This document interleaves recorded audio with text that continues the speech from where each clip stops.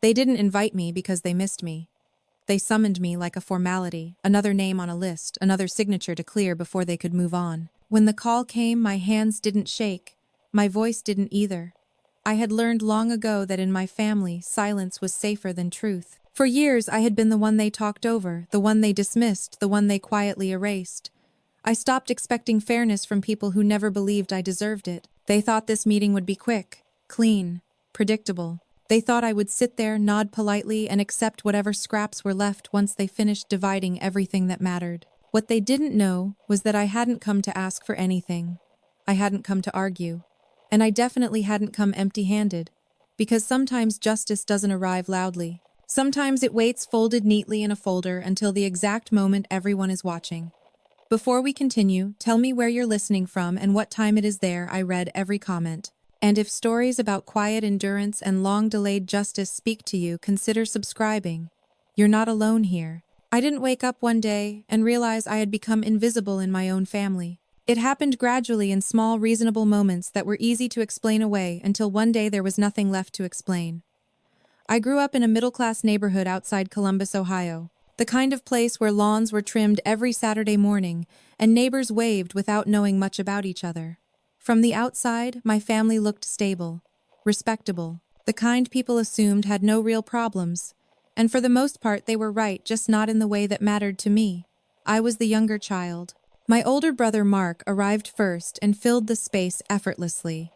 He was loud without being rude, confident without being questioned. Teachers liked him. Coaches trusted him. My parents spoke about him with pride that didn't need explanation. When he walked into a room, attention followed. I didn't compete with that. I never tried to. I was quiet, observant, the kid who finished homework early and read during recess. I learned early that speaking less meant getting corrected less. So I listened. I absorbed. I stayed out of the way. At first, my parents called it a phase. Then they called it a personality flaw. At dinner, Mark talked about sports friends' plans. My parents asked follow-up questions. When I spoke, conversations paused briefly, just long enough to acknowledge me before moving on. No one was cruel. No one raised their voice. That was the problem.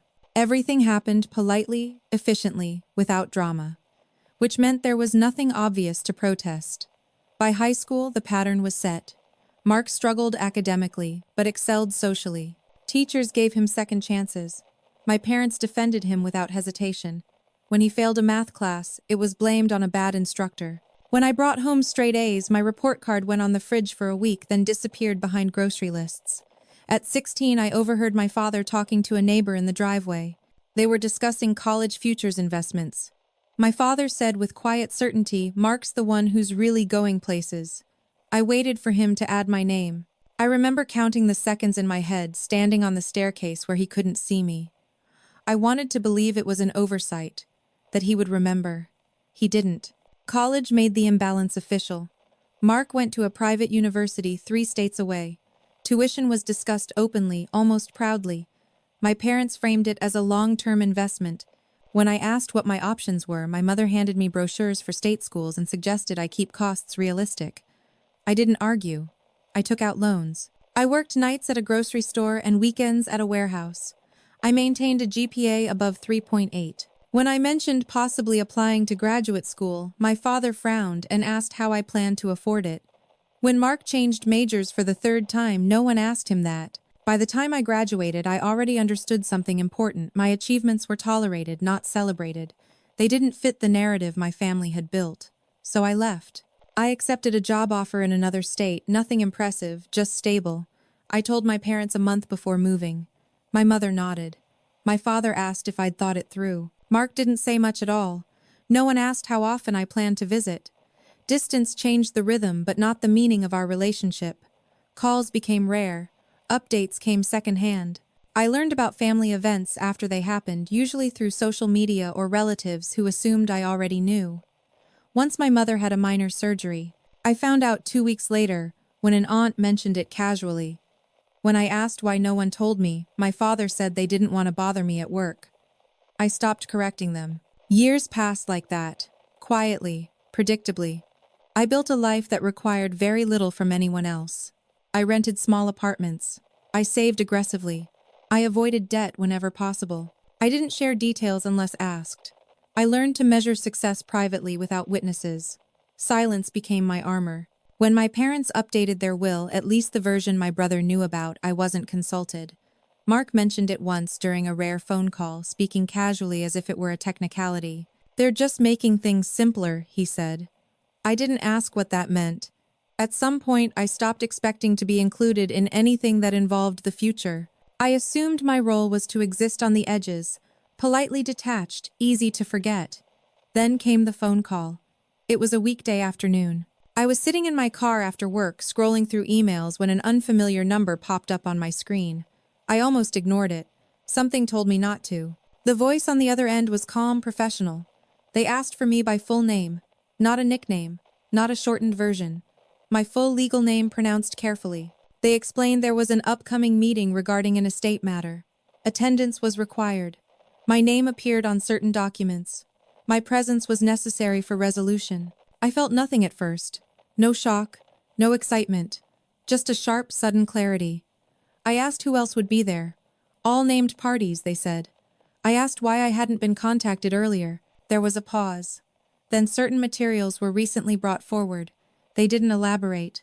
They didn't need to. After the call ended, I sat in my car longer than usual, staring through the windshield as the parking lot slowly emptied.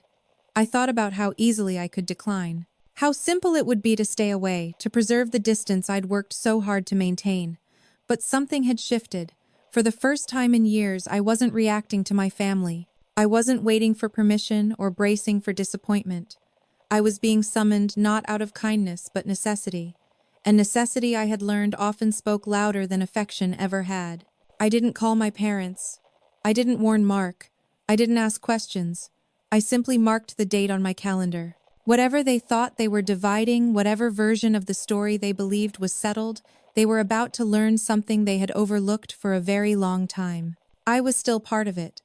The news of my father's death didn't reach me through my family. That more than anything else told me exactly where I stood. I was at work when it happened. A normal Tuesday. Emails, meetings, the quiet rhythm of a life built on predictability. During my lunch break, I checked my phone and saw a missed call from a distant cousin I hadn't spoken to in years. Under it, a text message followed. "I'm so sorry about your dad." That was it. No details. No context. Just an assumption that I already knew. I didn't. I sat there, staring at the screen, rereading the message until the words lost their shape. My first instinct wasn't grief. It was confusion. Then came the slow, hollow realization that something major had happened without me being told. I called back immediately. My cousin answered, startled. She apologized, stumbling over her words, explaining that she thought my brother or my mother had already reached out. The funeral, she said gently, had already been scheduled. Scheduled. After we hung up, I stared at the wall of the break room until someone walked in and I had to look away. I excused myself for the rest of the day and drove home without turning on the radio. The silence felt appropriate. I waited for my phone to ring. It didn't. Hours passed. Then a full day. Then 2. Finally, I called my mother. Her voice was steady, controlled. She sounded tired but not surprised to hear from me. When I asked why no one had told me, she said, "We didn't think you'd be able to make it on short notice." I asked when it happened. She gave me the date. 4 days earlier. I asked where the funeral would be held. She hesitated before answering, as if deciding how much information was necessary. "It's small," she said. "Just family." I didn't ask if I was included in that definition. I already had my answer. I attended the funeral anyway. I booked a last-minute flight and arrived the night before. I sat in the back row unnoticed. My brother didn't look at me. My mother nodded once briefly, as if acknowledging a distant acquaintance. No one asked me to sit closer. No one asked how I was holding up. When it was over, people hugged each other. They shared memories. They spoke about legacies. No one spoke to me. I left early the next morning. In the weeks that followed, communication went completely silent. No follow-up calls. No discussions about arrangements. No mention of legal matters or finances. It was as if my presence at the funeral had been a clerical error, acknowledged then forgotten. I assumed that was the end of it. I told myself that whatever my father had left behind would be handled without me, that my role once again was to stay out of the way. I went back to work. I returned to routine. I allowed grief to exist quietly, privately, without witnesses. Then something strange happened. About a month after the funeral, I received a certified letter. The return address was a law firm I didn't recognize. Inside was a brief notice, stating that my name appeared in connection with an estate matter currently under review. No details. Just a request to confirm receipt and availability. At first, I thought it was a mistake. I called the number listed. A receptionist transferred me to an assistant who spoke carefully as if reading from a script. Yes, she confirmed my name was associated with the case. Yes, my attendance might be required at a later date. No, she couldn't provide further information at that time. When I asked why my family hadn't contacted me directly, she paused before answering. That's not uncommon, she said. In situations like this. I hung up and sat at my kitchen table staring at the letter. My hands were steady. My breathing was even. What I felt wasn't excitement, it was something colder. A recognition that the story I had been told for years might not be complete. I didn't reach out to my brother. I didn't confront my mother. I waited. Another month passed. Then came the phone call, the one that didn't ask if I wanted to attend but told me I was expected to. A meeting had been scheduled. All named parties were to be present. The matter needed to be resolved in person. I asked where. They gave me the address. It was a law office downtown. Neutral ground, public, deliberate. I asked who had requested the meeting. There are multiple parties involved, the voice said evenly. This is the most efficient way. Efficient. After the call ended, I sat alone in my apartment and thought about how efficiently I had been excluded from my own family for most of my life. How decisions had been made without me. How silence had always been justified as convenience. This felt different. Whatever had triggered this meeting wasn't sentimental. It wasn't about reconciliation. It wasn't about closure. It was procedural, legal, necessary. And necessity, I knew, had a way of exposing truths people preferred to keep buried. I pulled out a folder from my desk drawer, one I hadn't opened in years. Inside were copies of documents my father had once insisted I keep. Old emails, signed statements, things he had handed me quietly without explanation during the last year we spoke regularly. At the time, I had assumed it was his way of organizing, of preparing for possibilities no one else wanted to discuss. Now I wasn't so sure. I didn't review them yet. I didn't rehearse what I would say. I didn't imagine confrontations or apologies. I simply confirmed my attendance. If my family thought this meeting would proceed the way everything else had, without me interfering, without me being heard, they were about to face a version of the truth they had never planned for. And this time silence wouldn't protect them. The day of the meeting arrived quietly. No dramatic build-up. No last-minute phone calls. Just a date on my calendar that I had looked at every morning for weeks, reminding myself that this wasn't something I could postpone or ignore. I took the day off work without explaining why. I dressed simply neutral colors, nothing that suggested I was trying to impress or provoke. I wanted to look exactly like what I had always been to them, unremarkable, predictable, easy to underestimate.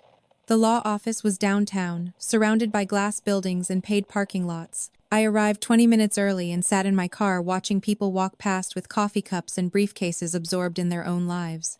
No one looked at me. That felt familiar. When I finally went inside, the receptionist checked my name against a list and nodded. "You can have a seat," she said. "They're already here." I knew who she meant. The waiting room was quiet, filled with framed certificates and neutral art meant to calm people down. I chose a chair near the wall, set my bag at my feet, and folded my hands in my lap. I didn't take out my phone. I didn't distract myself. I wanted to feel this moment fully. 10 minutes later, the conference room door opened. My brother Mark stepped out first. He stopped short when he saw me, surprise flashing across his face before he masked it. He hadn't known I would arrive early. He hadn't expected to see me alone. He didn't say my name. Behind him, my mother appeared. She looked older than I remembered. Smaller. Her eyes passed over me, then returned as if confirming something she wished weren't real. Her lips pressed together briefly before she looked away. No greeting. No acknowledgement beyond that. A man in a suit followed them, holding a folder. He introduced himself by last name only, and gestured toward the conference room. "We're ready to begin," he said, his tone professional, detached. I stood and followed them inside. The room was larger than I expected, with a long table and multiple chairs arranged neatly around it. There were already documents laid out at each seat. My name was printed on one of the folders. That at least felt deliberate. I took my seat at the far end of the table. My brother sat across from me. My mother sat beside him. No one spoke. The silence wasn't tense, it was procedural, like everyone was waiting for instructions. The attorney cleared his throat and began explaining the purpose of the meeting. Estate matters. Outstanding questions. Documentation that required clarification. His language was careful, neutral, designed to avoid assigning blame. As he spoke, I watched my family. Mark leaned back in his chair, arms crossed, confidence still intact. He looked bored, as if this were an inconvenience delaying something more important. My mother stared at the table, hands folded, avoiding eye contact with anyone. When the attorney mentioned that all named parties were present, Mark glanced at me again. This time there was irritation in his expression. Not anger. Annoyance. Like I was something extra. The discussion moved quickly at first. Assets were listed. Accounts mentioned. Properties referenced. My brother nodded along occasionally, adding details. He spoke as if he were confirming information that was already his. No one addressed me directly. Eventually, Mark leaned forward and said casually, "I assume we can handle the division today. There's no reason to drag this out." The attorney paused. "That depends," he said. "There are items that require agreement." Mark shrugged. "Fine, but let's be efficient." Efficient. The same word I'd heard before. My mother finally looked at me then. Just briefly. Her eyes searched my face, perhaps for emotion, anger, hurt, expectation. I gave her none. I sat still, listening. When the attorney asked if anyone had questions before proceeding, Mark shook his head. My mother said nothing. I spoke up. "I do," I said.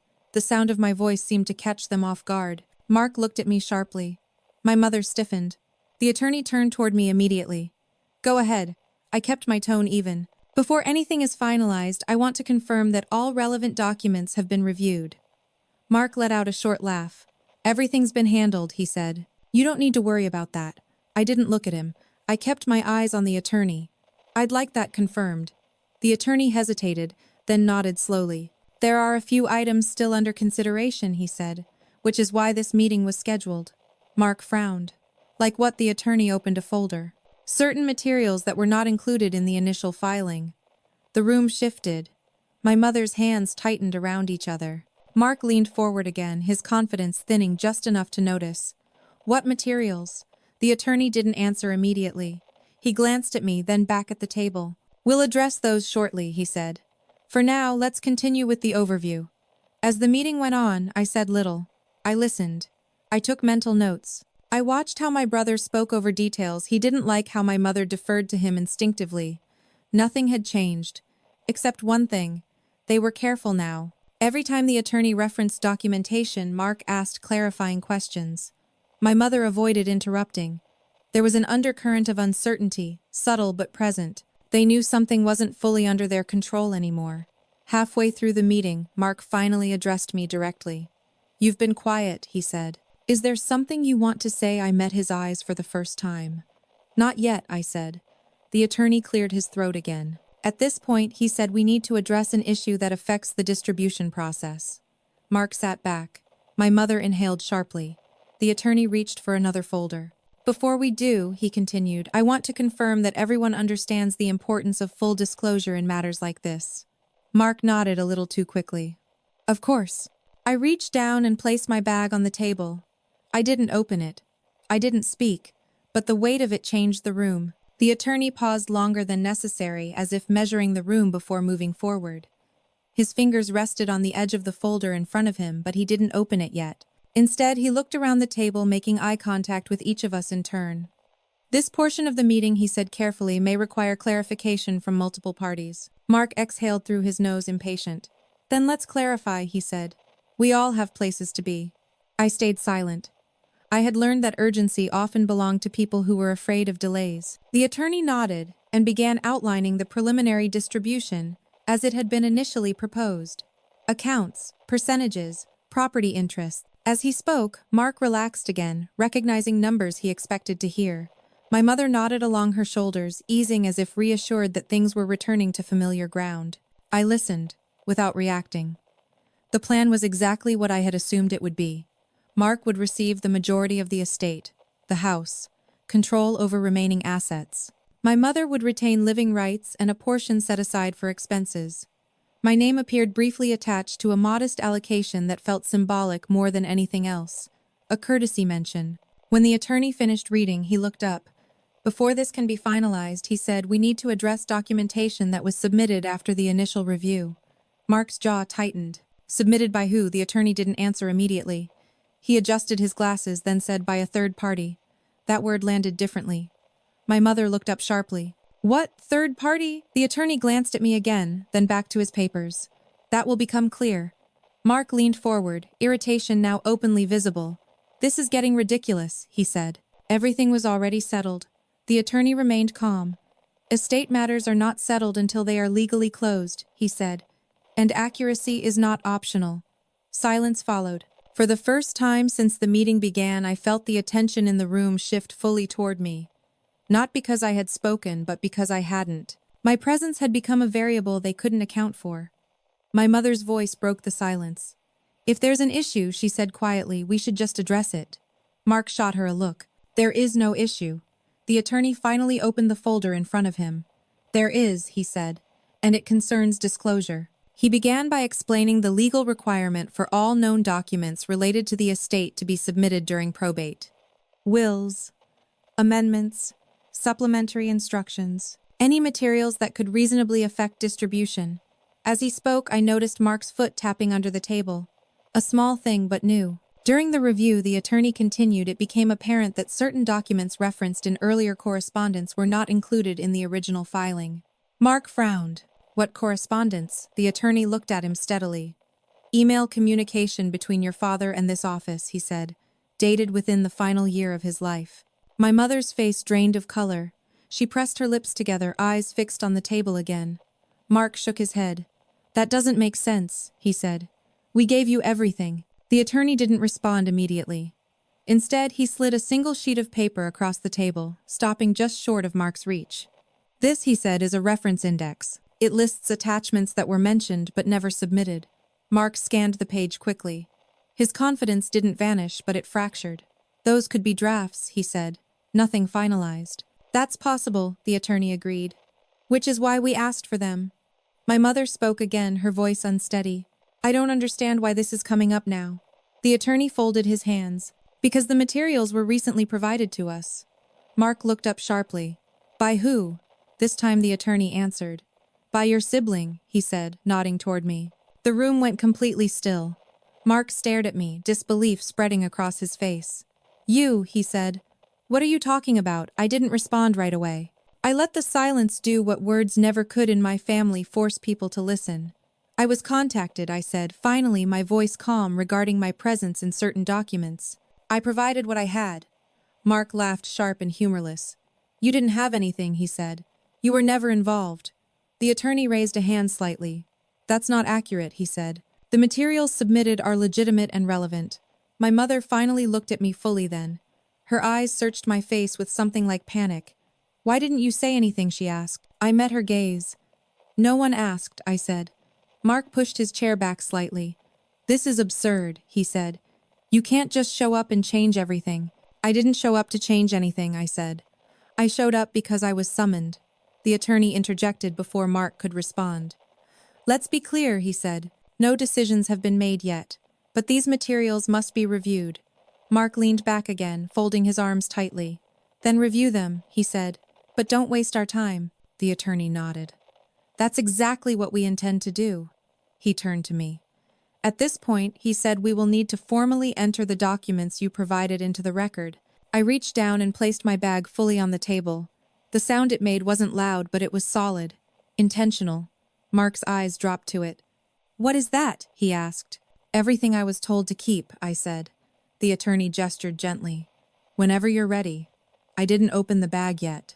Instead, I looked at my brother, the same brother who had been consulted on every decision, trusted with every conversation, protected from every consequence. I looked at my mother who had convinced herself that silence was kindness. I don't want to argue, I said. I don't want apologies. I just want the truth acknowledged. Mark scoffed. You think some old papers are going to rewrite the past? I unzipped the bag and removed a thick folder edges worn from time. I think they're going to explain it, I said. The attorney leaned forward, his expression no longer neutral. Please place them here. As I slid the folder across the table, I felt something settle inside me. Not satisfaction. Not relief. Certainty. Whatever happened next, it wouldn't be based on assumptions anymore. It would be based on record. The folder landed in the attorney's hands with more weight than its thickness suggested. He didn't open it immediately. Instead, he adjusted his chair, straightened the stack of papers in front of him, and looked around the table once more, slowly, deliberately, like a judge preparing a courtroom before testimony. Mark watched every movement. His earlier impatience had hardened into something sharper. Distrust. My mother sat rigid, hands clenched in her lap, eyes fixed on the folder as if it might disappear if she didn't look directly at it. The attorney opened the folder. Inside were documents arranged carefully, not chronologically but intentionally. Signed statements, copies of emails, a notarized letter. Each page marked indexed, cross-referenced. I had spent years keeping them untouched, unsure if they would ever matter. Now they were the only things in the room that did. These materials, the attorney said slowly, were provided with verifiable metadata and notarization. We've already confirmed their authenticity. Mark leaned forward. You're saying you've reviewed them already? Yes, the attorney replied. We conducted a preliminary verification before scheduling this meeting. My mother's voice came out barely above a whisper.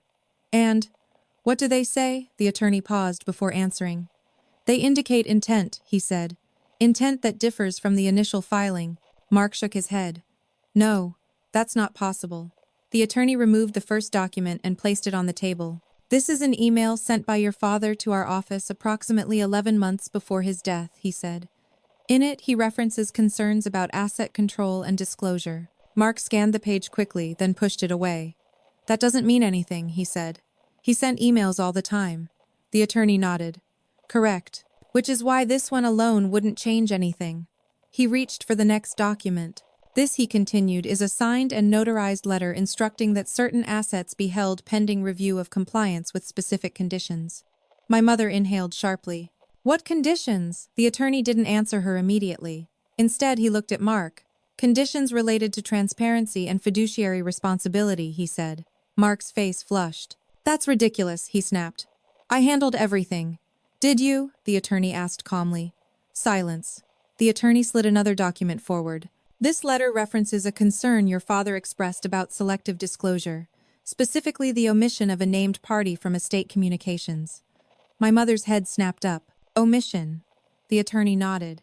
Yes, he was concerned that one of his children was being excluded from information they were legally entitled to. Mark looked at me then, not with anger but with something closer to disbelief. You went behind our backs, he said. I met his gaze steadily. No, I said. I stayed where you left me. The attorney continued before Mark could respond. These documents indicate that your father anticipated potential conflict. He took steps to ensure that all named parties would eventually be made aware of their standing. My mother pressed a hand to her mouth. Why didn't he say anything to me? She asked.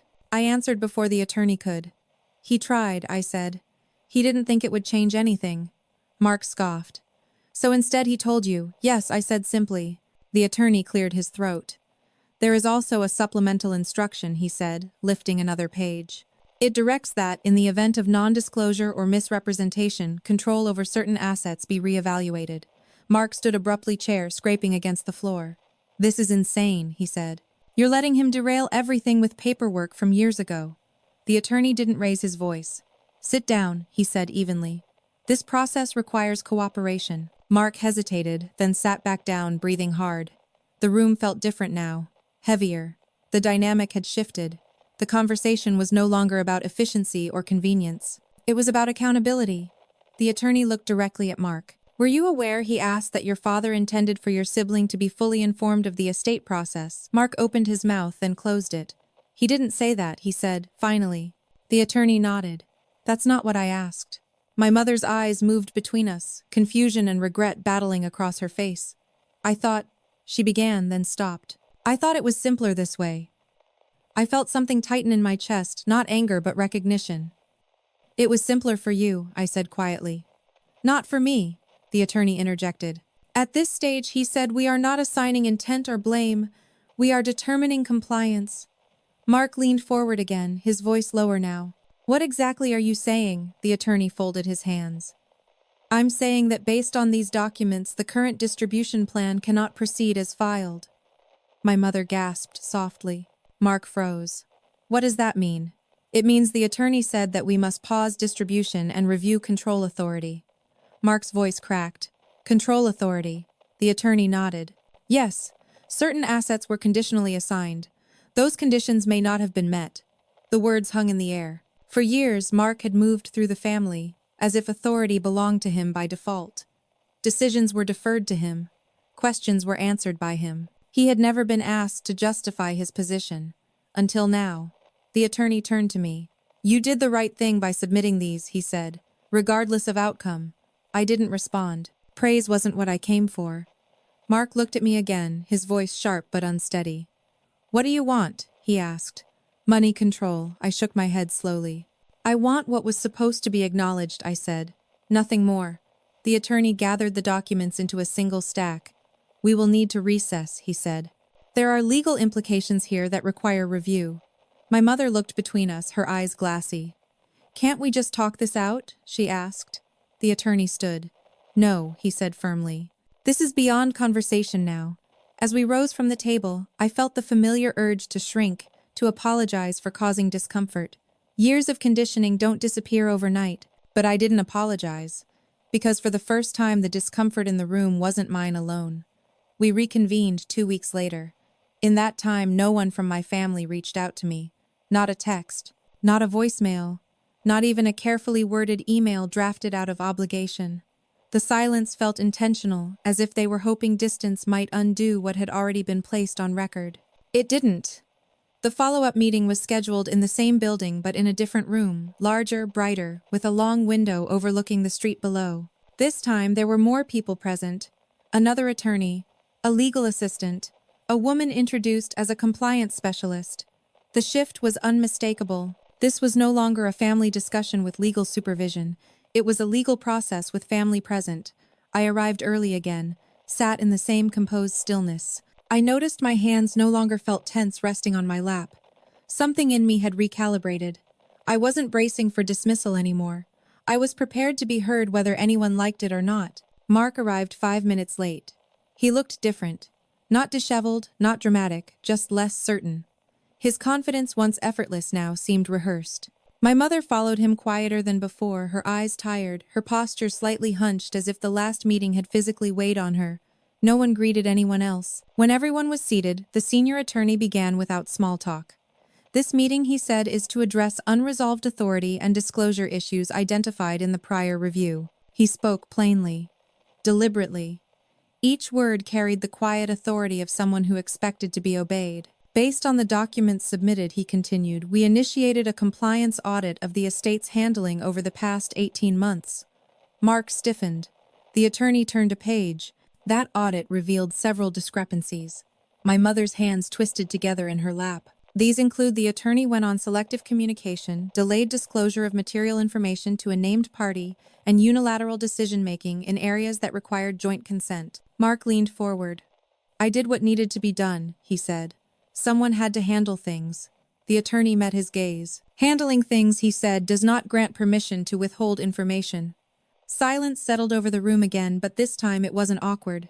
It was heavy, formal, the kind that existed because everyone understood the consequences of speaking without precision. The compliance specialist spoke next. She explained the findings methodically. Dates, emails, missed notifications, documents sent to one sibling but not the other. Each example was small on its own, but together they formed a pattern that was impossible to ignore. I listened, still saying nothing. This wasn't my story being told anymore. It was the record. When she finished, the senior attorney folded his hands. As a result, he said the current authority structure over the estate is being temporarily suspended. My mother gasped softly. Mark's voice came out sharp. Suspended how? The attorney didn't hesitate. You will no longer act as sole representative. Mark stood abruptly. You can't do that. The attorney remained seated. We can, he said, and we have. Mark looked around the room, searching for support. None came. My mother's voice trembled. Then who? The attorney turned his gaze toward me. Given the documentation provided and the absence of non-compliance on their part, he said, we are appointing a neutral administrator until this matter is resolved. I exhaled quietly, not because I had won something, but because the weight had finally shifted off my chest. Mark laughed once bitterly. This is unbelievable, he said. You barely even spoke. I looked at him then.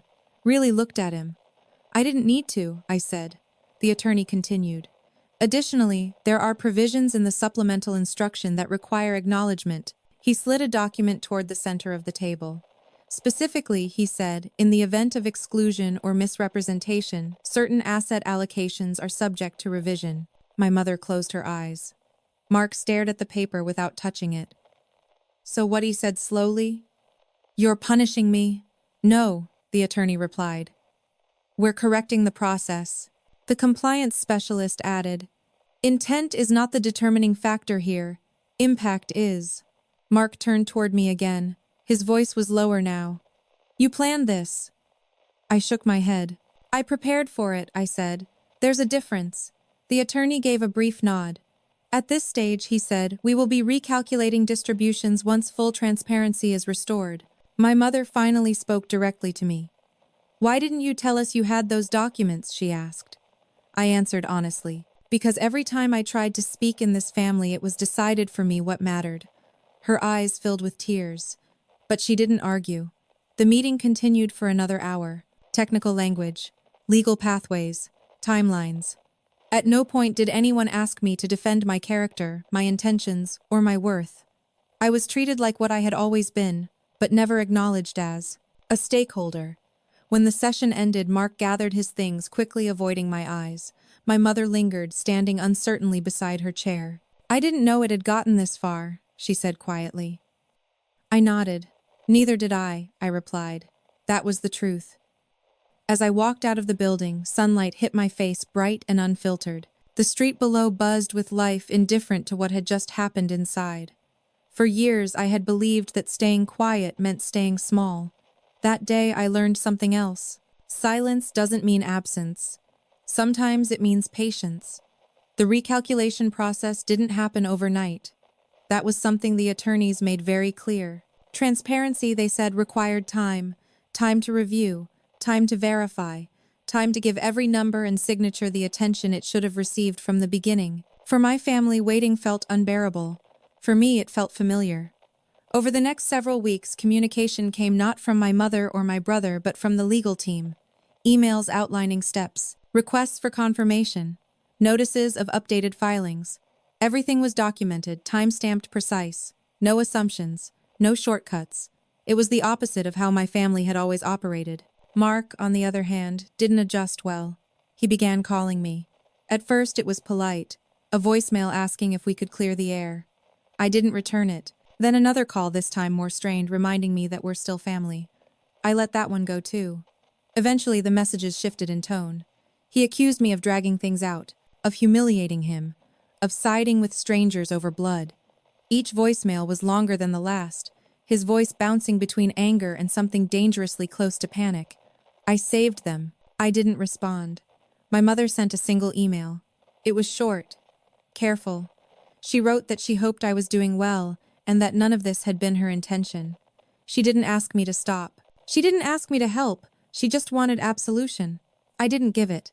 The next meeting was scheduled for a public session. The attorneys explained that certain findings needed to be formally entered into record and that this required an open hearing.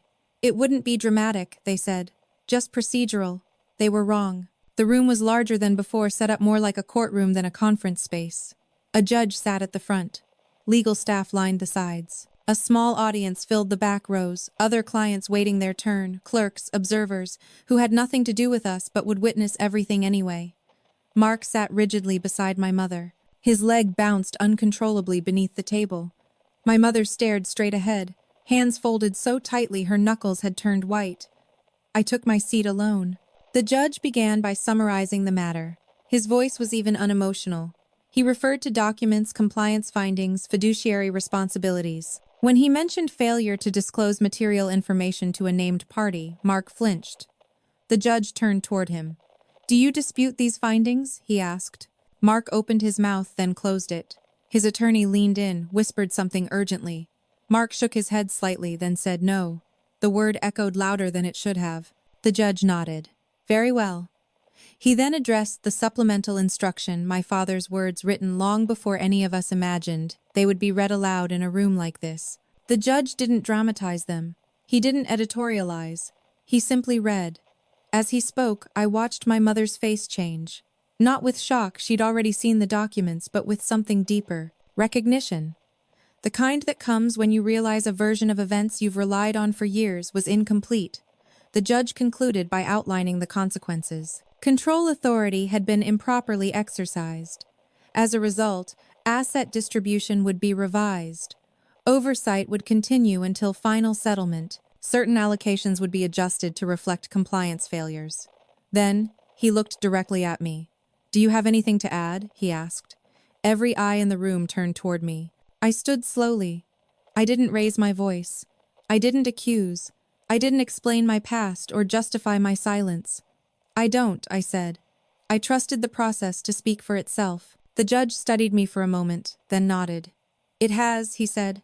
When the session ended, people filed out quietly. There was no applause, no confrontation. Just the soft shuffle of feet and the closing of folders. Outside, Mark finally confronted me. You didn't have to do this in public, he said, his voice tight. I looked at him calmly. Neither did you, I replied. My mother stood between us, unsure where to look. I didn't know how much damage this was causing, she said. I believed her, and that was the problem. Damage doesn't require malice. It only requires neglect. The final numbers arrived weeks later. They were clear, balanced, supported by every document on record. My share was no longer symbolic. It reflected acknowledgement of my place, my name, my existence within the family structure. When the attorney explained it to me over the phone, he spoke in percentages and clauses. I listened, thanked him, and ended the call. I didn't feel victorious. I felt steady. The last time I saw Mark was at the signing. He didn't speak. He didn't look at me. My mother hugged me briefly, awkwardly, as if unsure whether she still had the right. I didn't pull away. I didn't lean in. Some distances don't need to be dramatic to be permanent. When everything was finalized, I walked out alone. I sat in my car for a moment, keys in my hand, and let the quiet settle around me. For years, I had believed that being overlooked meant being powerless. I had been wrong. Power, I realized, doesn't always announce itself. Sometimes it waits patiently, legally, undeniably until it's needed. I thought the hardest part was over once the numbers were finalized. The signatures were dry, the documents filed, the judge's rulings entered into record. On paper, everything was settled. In reality, that was when the tension truly surfaced. Finalizing an estate doesn't just divide assets. It forces people to confront versions of themselves they've avoided for years. And my family had spent a lifetime avoiding anything uncomfortable. The first sign came a week after the last signing. I received a formal notice from the legal administrator explaining that due to the revised findings, there would be an additional compliance review. This time, it wasn't about distribution. It was about prior management of funds, how certain accounts had been handled in the months following my father's death. The wording was precise, neutral, but unmistakable. Someone had raised concerns. I knew immediately who it wasn't. I hadn't requested this review. I hadn't hinted at it. I hadn't even thought about it. I had been ready to move on. But once legal processes begin correcting themselves, they rarely stop at the first error. The administrator called me later that afternoon. He explained that during the audit, discrepancies had emerged, transfers that didn't align with stated purposes, delays in reporting expenses categorized loosely under administrative needs. Nothing dramatic, nothing criminal, but enough to warrant examination. What does this mean for me? I asked. Nothing, he said plainly, unless further information is required.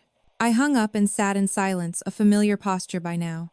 I felt no satisfaction, no anticipation, just a dull awareness that the truth once exposed tends to widen its reach. Mark called me that night. I almost didn't answer, but something told me this wasn't a voicemail conversation. His voice was strained, stripped of its usual certainty. Did you know about this? He asked without greeting. No, I said. They're questioning transactions, he continued, pacing audibly on the other end. Routine stuff. Things I handled when Mom wasn't in a state to deal with them. I stayed quiet. They're making it sound worse than it is, he said. Like I did something wrong. Did you? I asked. He didn't answer immediately. When he did, his voice dropped. I did what I thought was necessary. Necessary. Another familiar word. They're asking about you, he added. About whether you were informed. I closed my eyes briefly. I wasn't, I said. A long pause followed. They think I deliberately kept you out of it, he said. I didn't respond. There was nothing to add. He exhaled sharply. You could clear this up, he said. Tell them you didn't care. That you weren't involved by choice. I felt something shift, then not anger, not hurt, but resolve. I won't lie, I said calmly. He scoffed. So that's it, you're just going to let this happen. I'm not letting anything happen, I replied. I'm staying out of the way. Just like always. The call ended abruptly. In the days that followed, my mother reached out more frequently. Short messages. Careful questions. She asked if I was stressed, if I needed anything, if I wanted to talk. She never mentioned the review directly. Eventually she called.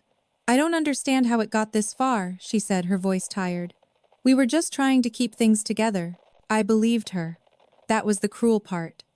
Keeping things together for some people, I said gently, often means pulling others apart. She didn't argue. The review concluded quietly. No public hearing this time, no dramatic announcements, just a written summary delivered to the relevant parties. The findings were clear. No intentional misconduct, but documented exclusion. Repeated unilateral decisions. Failure to communicate with a named party. The consequence wasn't punishment, it was oversight. Certain privileges were revoked, certain controls reassigned.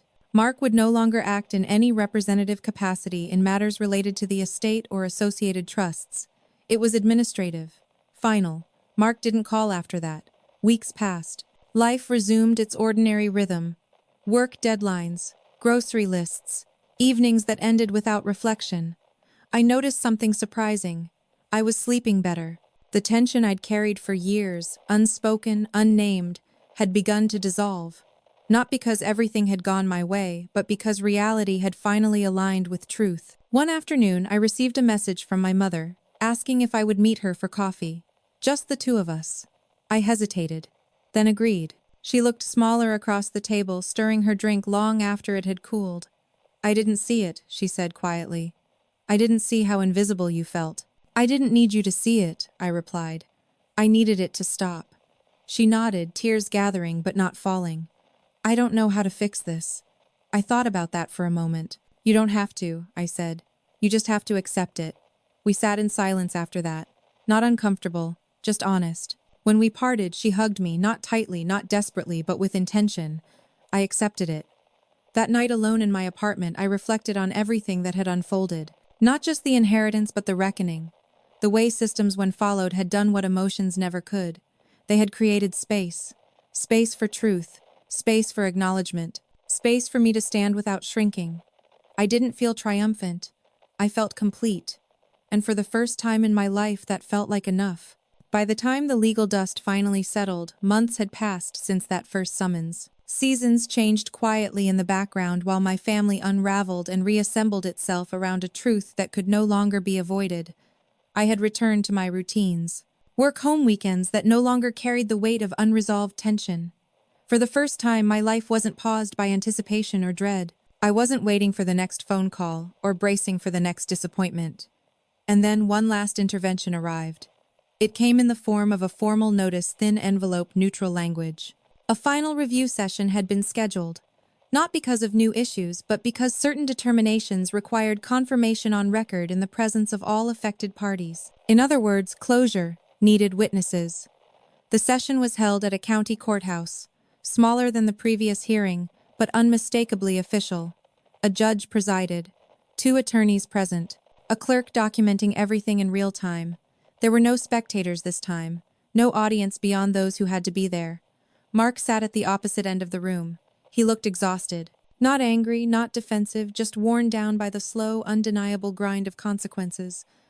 My mother sat beside him, quieter than I'd ever seen, her hands folded neatly, eyes focused straight ahead. I took my seat alone again. The judge reviewed the case history with efficiency. Prior findings, compliance reviews, administrative decisions. Everything was read into the record not for drama but for permanence. This court recognizes, the judge said, that the matter before us is no longer contested. Mark didn't object, He didn't even shift in his seat. The judge turned to me. "You were the party whose exclusion initiated these reviews," he said. "Do you have any remaining concerns?" I thought carefully before answering. "No," I said. The process addressed what needed to be addressed. The judge nodded, satisfied. "Then this court confirms the final determinations as entered." He struck the gavel once, a small sound, but decisive. With that, it was over. Not just the inheritance, not just the legal battle. The long-standing imbalance that had defined my role in my family had finally been corrected publicly, officially, without room for reinterpretation. Outside the courthouse, Mark stopped me. "Wait," he said. I turned. He looked at me for a long moment, as if seeing me clearly for the first time. "I didn't think you'd go this far," he said quietly. "I didn't think I'd have to," I replied. He swallowed. "I thought keeping you out would make things easier. For you," I said, not accusing, just stating fact. He nodded slowly. "Maybe." There was no apology, no dramatic reconciliation, just acknowledgement. My mother joined us, standing awkwardly between us. "I'm glad this is finished," she said. "I don't want to lose either of you." I looked at her gently. "You didn't lose me," I said. "You just didn't see me." She reached for my hand, hesitated, then withdrew it. Some habits don't disappear immediately. That was the last time the three of us stood together. After that day, communication changed, not dramatically, but decisively. Mark stopped calling altogether. My mother checked in occasionally, careful not to overstep.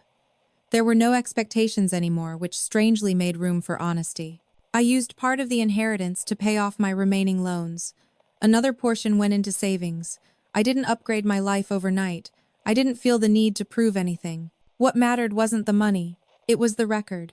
For years, my absence from decisions had been framed as disinterest, my silence mistaken for weakness, my distance interpreted as detachment. The court documents told a different story. They showed that I had been excluded, not passive, that authority had been assumed, not earned, that imbalance had consequences, and that truth now existed somewhere permanent, undeniable beyond anyone's ability to rewrite it.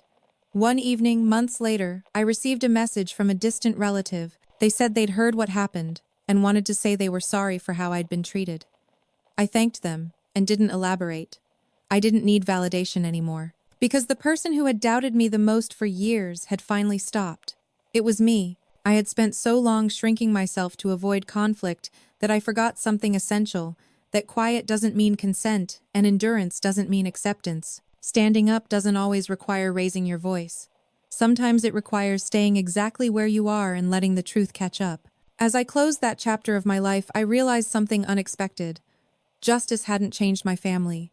It had changed me. And that made all the difference. Life after the final ruling didn't feel dramatic. There was no sudden surge of happiness, no cinematic sense of victory. What followed was quieter than that, more subtle but far more lasting. For the first time, nothing was unresolved. I hadn't realized how much of my emotional energy had been tied up in unfinished business until it was gone. The constant low-level vigilance, the expectation of being overlooked, dismissed, or quietly erased had shaped how I moved through the world. Without it, I felt lighter, not careless, just unburdened. I began noticing things I'd ignored before. How I no longer hesitated before speaking in meetings at work. How I didn't rehearse emails 3 times before sending them. How I stopped explaining myself unnecessarily, stopped apologizing for taking up space. None of that came from money. It came from being acknowledged officially, permanently, as someone whose presence mattered. A few weeks after the courthouse session, I received a final packet from the legal administrator. Inside were certified copies of the rulings, the compliance findings, and a closing statement. The language was dry and technical, but one line stayed with me. All parties are hereby recognized as having equal standing under the terms of the estate. Equal standing. I had spent my entire life in that family without it. I placed the documents in a folder and slid them into a drawer, not because I wanted to forget them, but because I didn't need to look at them anymore. They existed. That was enough. My relationship with my mother settled into something new. We spoke occasionally, not often, but when we did, the conversations were different.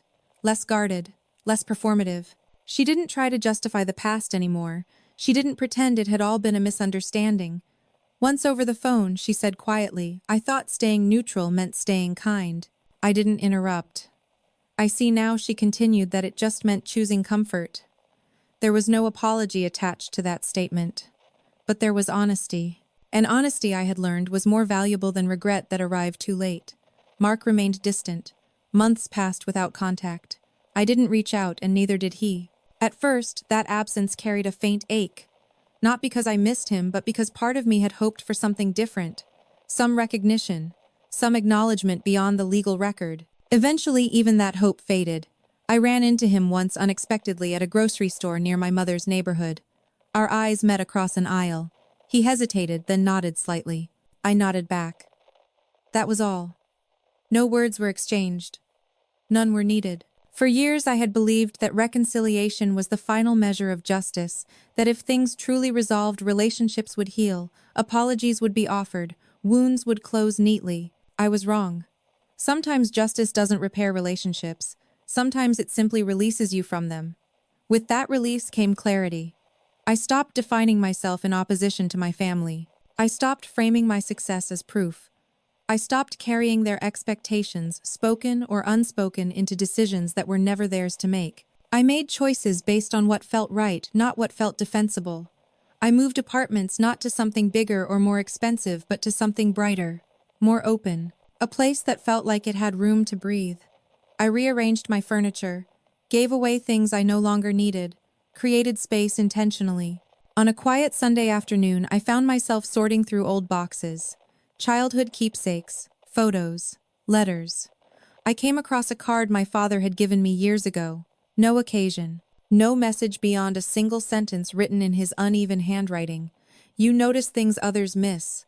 That matters. At the time, I hadn't known what to do with that sentence. It didn't fit the story my family told about me. It didn't come with action or protection or acknowledgement. Now it made sense. He had seen me, even if he hadn't known how to change the system around him. That realization didn't excuse the past, but it softened it. I wasn't invisible because I lacked value. I was invisible because others benefited from not seeing me. The difference mattered. As the year came to a close, I reflected on everything that had unfolded. Not just the inheritance, not just the legal process, but the internal shift that followed. I had won without shouting. I had stood my ground without confrontation.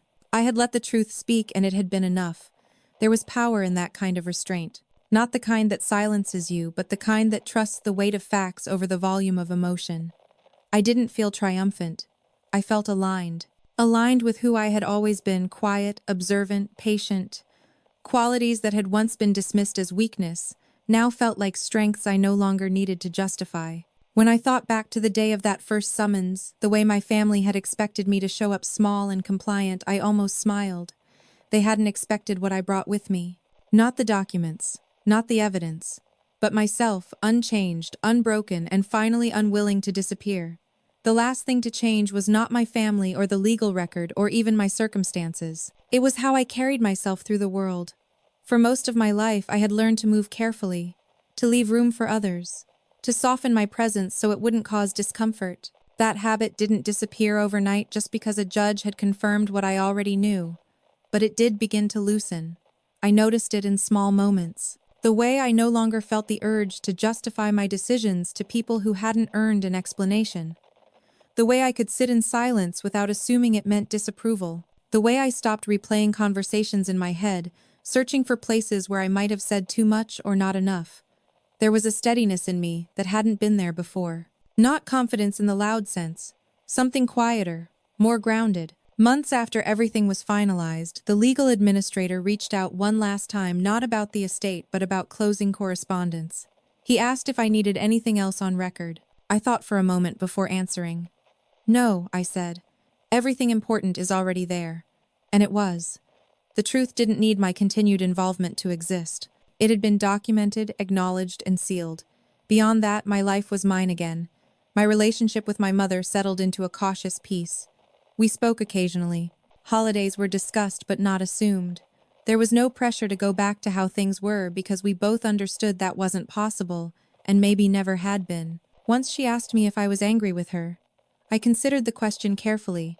I was, I said, for a long time, but anger needs something to push against. And there's nothing left to push now. She nodded, absorbing that. She didn't ask for forgiveness. She didn't ask for reassurance. That in itself felt like progress. Mark remained a distant figure, not hostile, not apologetic, just removed. I stopped wondering if he would ever reach out in a meaningful way. Some people aren't built for accountability once the spotlight turns on them. And that's not something you can fix. I didn't speak about the inheritance much with anyone outside a small circle of trusted friends. Not because it was secret, but because it wasn't the point. When people did ask, I answered simply. It was complicated, I'd say. But it's resolved. That was enough. What mattered more was how I felt waking up in the mornings, how my chest no longer tightened when I saw my family's area code pop up on my phone. How I could think about my past without feeling like I was standing on unstable ground. I began setting boundaries without announcing them, declining invitations I didn't want, accepting opportunities I once would have talked myself out of. At work, I was offered a leadership role, one I might have turned down before convinced I wasn't the obvious choice. This time I accepted without hesitation, not because I needed to prove anything, but because I trusted myself. One evening, while sorting through old files on my computer, I came across an early draft of a resignation letter I had written years ago, back when I believed leaving town was the only way to survive my family. I reread it slowly. The tone was apologetic, careful, grateful to the point of self-erasure. I closed the file and deleted it. That version of me had done what it needed to do to get me here, but it wasn't who I was anymore. Late one night, I sat alone in my apartment, lights dimmed, city noise drifting in through the window. I thought about how this story might look from the outside, a quiet sibling overlooked, returning with documents that shifted an entire family dynamic. It would be easy to frame it as revenge, or vindication, or even triumph. But that wasn't what it felt like from the inside. It felt like alignment, like standing fully in the space I had always occupied, only now, without shrinking. I didn't win because I fought harder. I didn't win because I spoke louder. I didn't win because someone finally chose me. I won because I stayed, because I kept records, because I trusted that truth, when preserved carefully enough, eventually demands to be heard. There was no dramatic confrontation at the end, no tearful reunion, no final speech that tied everything together neatly, just a quiet understanding. I had been underestimated. I had been excluded. But I had never been powerless. And when the moment came, the moment that required presence, not protest, I showed up exactly as I was. Prepared, patient, unmovable. If there's one thing I learned from all of this, it's this. You don't have to chase justice. You don't have to beg for recognition. You don't even have to explain yourself to people who benefit from misunderstanding you. Sometimes the strongest thing you can do is remain intact long enough for the truth to catch up. And when it does, you don't need to raise your voice. You just need to be there. Sometimes the hardest lesson in life isn't learning how to fight back. It's learning how to stay whole while being ignored. Many of us grow up believing that if we are patient enough, quiet enough, useful enough, someone will eventually notice our worth. But real life doesn't always work that way. Sometimes people don't overlook us because we lack value. Sometimes they overlook us because it's convenient, because our silence makes their choices easier, because our endurance allows their comfort to continue uninterrupted. The truth is, you don't need to become louder to matter. You don't need to become harsher to be taken seriously. And you don't need to become someone else to deserve fairness. What truly changes things is self-respect that doesn't require permission. The kind that keeps records. The kind that draws boundaries quietly. The kind that trusts time and truth more than confrontation. Because when you remain steady long enough, reality has a way of catching up, often in places where opinions no longer matter and only facts remain. If you've ever felt invisible in your own family, underestimated at work, or dismissed simply because you chose peace over noise, this story is for you. Not to tell you to wait forever, but to remind you that your existence doesn't need approval to be valid. I'd love to know, where are you listening from, and what part of this story stayed with you the most? Share your thoughts in the comments. Your voice matters here. And if stories about quiet strength, delayed justice, and emotional healing resonate with you, consider subscribing. You're not alone, and there are many more stories like this waiting for you.